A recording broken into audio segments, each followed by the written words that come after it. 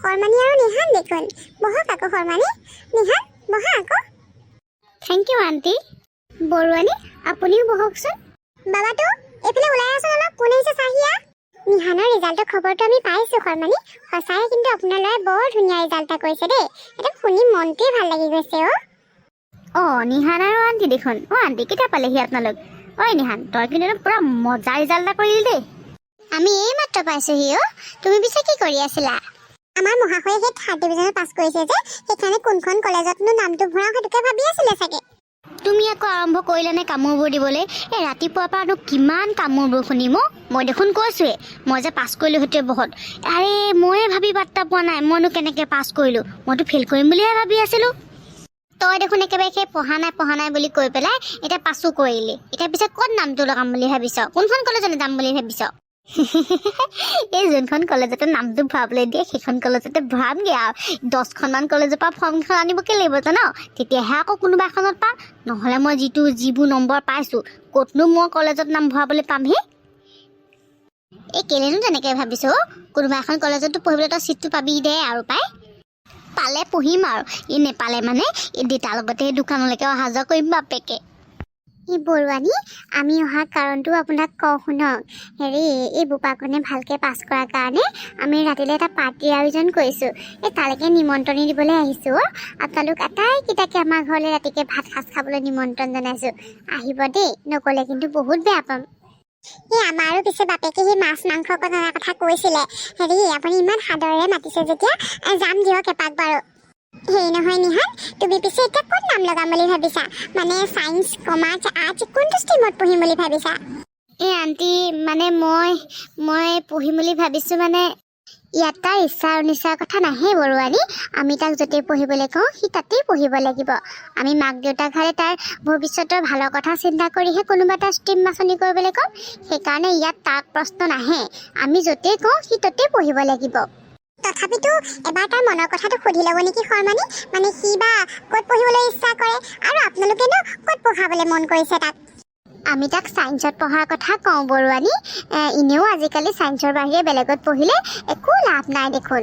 সেইকাৰণে তাক আমি ছায়েন্সত পঢ়াৰ কথা কৈছোঁ। আৰু তাৰ এনেও ছায়েন্স আৰু মেথছৰ মাৰ্কছকেইটা বহুত ভাল, 90+ পাইছে। সেইকাৰণে আমি তাক ছায়েন্সতে পঢ়িবলৈ কওঁ। বাপ্পা মোৰ দেখোন শুনিয়ে কিবা জ্বৰ লাগিছে।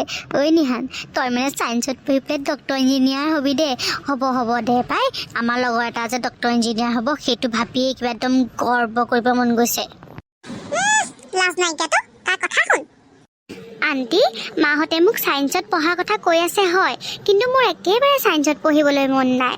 এইটো হয় যে মই ছায়েন্স আৰু মেথছত ভাল মাৰ্ক পাইছোঁ, কিন্তু তাৰ মানে এইটো নহয় যে মই আৰ্টছৰ ছাবজেক্টকেইটা বেয়া পাওঁ। মই আৰ্টছৰ ছাবজেক্টকেইটাহে বেছি ভাল পাওঁ আৰু মোৰ আৰ্টছত পঢ়িবলৈ মন আছে।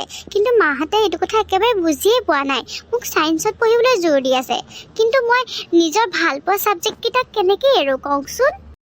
এইবোৰ তই কি কথা কৈছ? তই আৰ্টছত পঢ়িম বুলি ক'লেই নহ'ব নহয়। আমি তোৰ ফিউচাৰৰ কথা চিন্তা কৰি পেলাইহে ছায়েন্সত পঢ়াৰ কথা কৈছোঁ। ছায়েন্সত পঢ়িলে তই ফিউচাৰত কিবা এটা হ'ব পাৰিবি, আৰ্টছত পঢ়িলে নহয়। খা বাপেকে, মই দেখোন আৰ্টছত পঢ়িম বুলিয়ে ভাবি আছিলোঁ। এনেও ছায়েন্সৰ কথা ভাবিলেই জ্বৰ উঠে, আৰু ছায়েন্সত যদি নাম লগাবলৈ যাওঁ মোৰ সেই লাষ্টৰ ফালৰ পৰাও নামটো নাহে। এতিয়া মানে আমি নিগমে মৰিম। আপুনি এইটো ভুলকৈ ভাবিছে শৰ্মানী। আজিকালি ছায়েন্স, আৰ্টছ, কমাৰ্চ এনেকুৱা ষ্ট্ৰীম লৈ কোনো কথা নাথাকে। যদি সঠিকভাৱে জ্ঞান অৰ্জন কৰিব পাৰে তেতিয়াহ'লে কোনোবা এটা ষ্ট্ৰীমত নিজৰ ফিউচাৰটো গঢ়িব পাৰিব। আৰু আপোনাৰ ল'ৰাই কোনটো ষ্ট্ৰীমত নিজকে খাপ খুৱাই তুলিব সেইটো সিহে জানিব। গতিকে প্ৰথমতে তাৰ ডিচিশ্যনত প্ৰাধান্য দিয়ক। আৰু আপুনি যে কৈছে আৰ্টছত পঢ়িলে কোনো স্ক'প নাথাকে, কোনো ফিউচাৰ নাথাকে, অকল ছায়েন্সত পঢ়িলেই ফিউচাৰ থাকে। কেলে আমাৰ এই কাষৰ নবীন কাইদেউ ল'ৰাটোক দেখা নাই? সি দেখোন আৰ্টছতে পঢ়িছিলে, কিন্তু সি দেখোন এতিয়া এটা ডাঙৰ APSC অফিচাৰ হ'ল। গতিকে শৰ্মানী, এই ছায়েন্স, আৰ্টছ, কমাৰ্চ এইবোৰ ষ্ট্ৰীম লৈ কোনো কথা নাথাকে।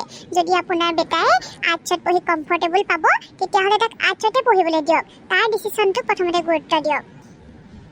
থেংক ইউ আণ্টি, আপুনি যে মোৰ মনৰ কথাটো বুজি পাইছে। এতিয়া মাহঁতে বা বুজি পায় নে নাপায়, কিন্তু মোৰ যে একদম ছায়েন্সত পঢ়িবলৈ মন নাই। মোৰ আৰ্টছৰ ছাবজেক্টবোৰ বহুত ভাল লাগে আৰু মই আৰ্টছতে ভাল ৰিজাল্ট কৰিব পাৰিম, আৰ্টছতে ফিউচাৰ গঢ়িব পাৰিম। মোৰ সম্পূৰ্ণ বিশ্বাস আছে আণ্টি। হ'ব দিয়া শুনটো, মই এতিয়া ভালদৰে বুজি পাইছোঁ। হ'ব দিয়া, মই তোমাৰ ডিচিশ্যনটোকে গুৰুত্ব দিম। আৰু এটা কথা, তুমি দেউতালৈ চিন্তা নকৰিবা, মই দেউতাক বহুত ধুনীয়াকৈ বুজাই দিম। অ' মা, থেংক ইউ ছ' মাছ, তুমি যে অৱশেষত মোক বুজি পালা। অ' মা, মই নহ'লে দেউতাৰ লগত দোকানলৈকে যাম নেকি অ'? কথা নীলাজটো, তোৰ লাজ লগা নাই হা? এই নিজৰ লগৰ ল'ৰা এটাই ইমান ধুনীয়াকৈ ৰিজাল্ট কৰিছে আৰু তই তেনেকুৱা ৰিজাল্ট কৰিছ আৰু কথাবোৰ কৈছ এতিয়া তেনেকুৱা। একদম হায়াৰ ছেকেণ্ডেৰী ভালকৈ পৰীক্ষা দি পেলাই পাছ কৰিবি।